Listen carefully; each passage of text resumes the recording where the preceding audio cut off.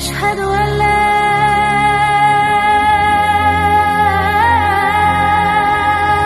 beberapa ceramah dan juga dakwah terkait dengan 7 dosa besar yang menurut sabda Nabi Muhammad itu eh, menurut sabda Nabi Muhammad itu 7 dosa besar gitu. Tapi dari apa yang saya eh, apa yang saya punya itu di agama saya itu lebih mengenal kepada pengelompokan atas 7 dosa besar mematikan atau septem peccata mortalia, yang dimana 7 dosa besar itu kalau di Islam kan ada dosa syirik, terus dosa eh, riba, praktek ilmu sihir, Ya, membunuh, membunuh, kemudian lari dari memakan harta anak peperangan, yatim, sama memakan harta menuduh anak seorang yatim. wanita yang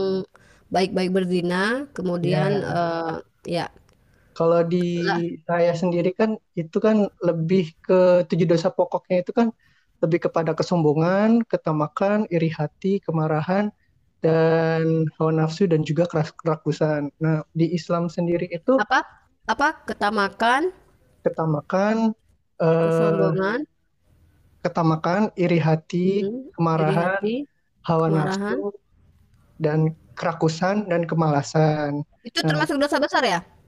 ya 7 dosa besar itu kan Itu capital terampuni sin. apa tidak? Hah? Terampuni apa tidak?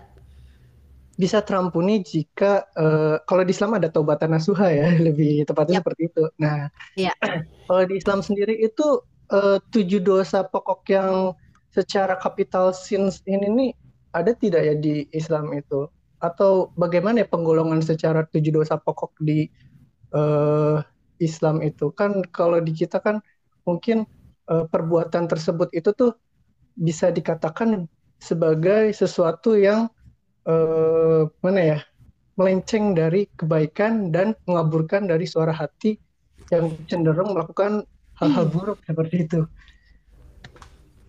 Poinnya gimana ini pertanyaannya nih? Kalau di agama saya kan ada 7 dosa pokok. Nah, untuk di Islam sendiri kira-kira seperti apa ya Segala penggambaran yang sesuatu yang mungkin dilarang secara oleh Allah umumnya? itu adalah dosa kalau dilakukan. Mm-mm. Semua yang dilarang oleh Allah dan dilarang oleh baginda Rasulullah itu adalah dosa kalau dilakukan.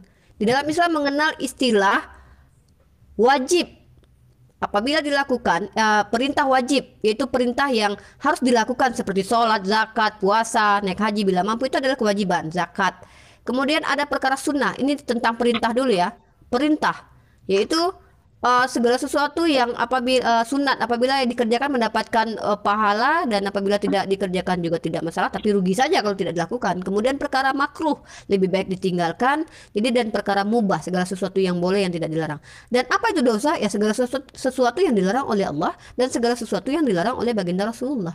Banyak, kalau saya sebutkan banyak sekali. Tapi masalahnya saya tertarik dengan dosa yang Anda sebutkan tadi. Tapi kenapa tidak termasuk dosa menghujat Roh Kudus? Karena menghujat Roh Kudus itu dosa yang tidak terampuni.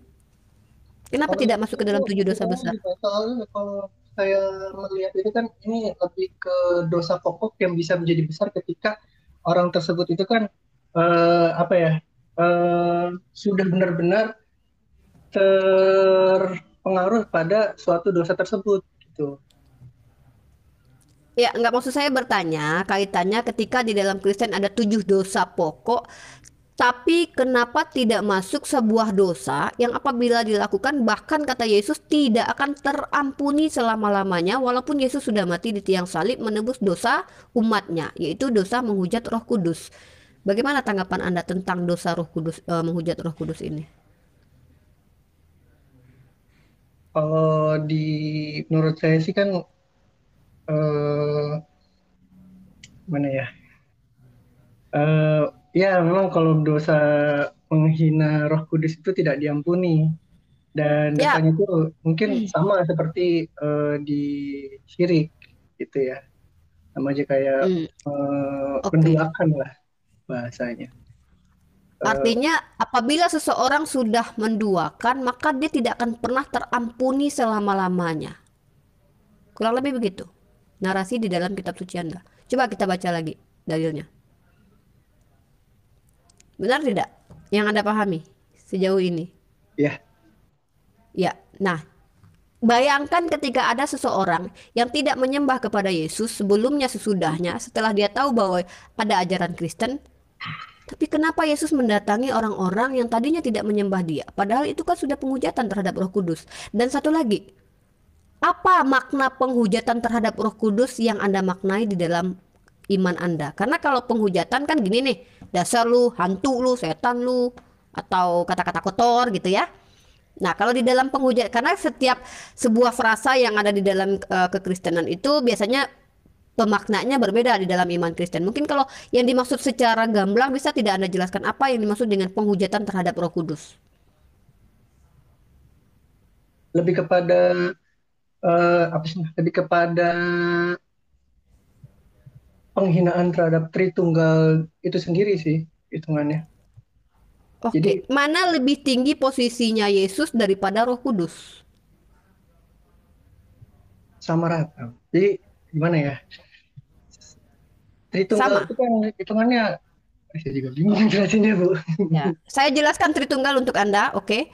Di dalam iman Kristen yang memiliki keyakinan Trinitas, mereka percaya Tuhan itu omnipresent dan mereka percaya satu oknum Tuhan itu memiliki tiga pribadi. Itu buat yang Tritunggal. Ada lagi Tritunggal lain ya. Tritunggal banyak denominasinya ya juga ya. Ada yang mengatakan tiga unsur, tiga ini dan tiga bla bla. Tapi yang teman-teman saya banyak yang diskusi dengan saya tiga pribadi. Artinya ya kecuali kalau oneness itu percaya bahwa Tuhan itu satu, yaitu Yesus aja gitu, Yesus aja. Kalau Pendeta Hendritan bilang itu Bapa alegori, Roh Kudus alegori.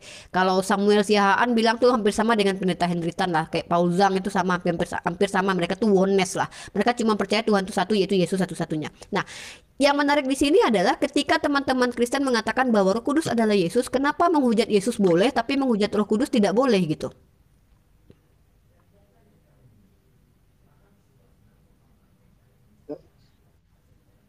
Saya juga bingung. Beberapa teman saya juga ada yang bilang kayak gitu.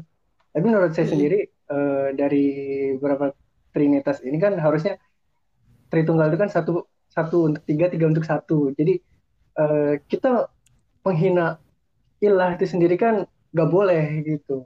Seperti itu. Ya, saya sepakat dengan Anda. Bahkan orang Yahudi sendiri jangankan menghina, menyebut nama Tuhan sembarangan mereka tidak boleh. Itu kenapa mereka mengganti Yod He Vav He, tetragramaton yang 4 huruf suci itu dengan panggilan Hashem Adonai. Ini sejarah literasi dari Yahudi. Nah, pertanyaan saya yaitu tadi, justru di dalam iman teman-teman Kristen yang adalah God yang dipuja sebagai juru selamat, yang adalah kita merujuk kepada Yesus Kristus. Justru di dalam kitab Anda dikatakan terkutuklah orang yang mati di tiang salib karena Yesus menanggung kutuk hukum Taurat.